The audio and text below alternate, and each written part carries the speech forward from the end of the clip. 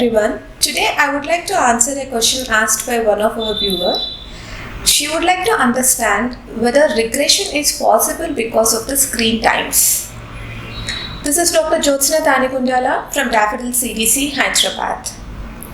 I would say yes. Screen times, virtual autism and regression are related in one way or in a certain way.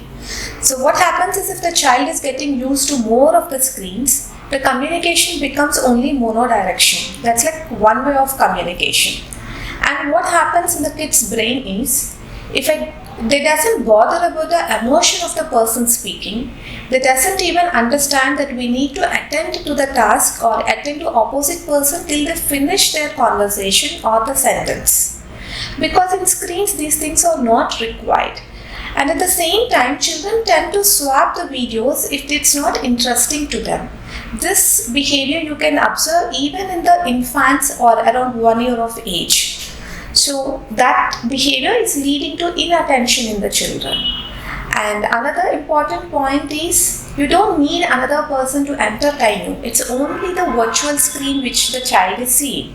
The more the child gets isolated to these screens, the more it would affect in their communication. So if all these things are happening every day, if the child's brain is stimulating only in that way, that I just have to look at the screens most of the time and I don't need anyone else along with me to entertain my brain. So this might lead to certain behaviors in the children. So along with this, whatever skills they have learned before, for example, previously if the child is interacting more with the parent, they might have learned to babble something like mama, ma, ta, ta, ta and all. And parent tends to repeat the babbling sounds. So there is a bi-direction of communication. So such skills also would get regressed because when the child is observing screen for long duration, we are cutting off the parent from there or the adults from the scenario.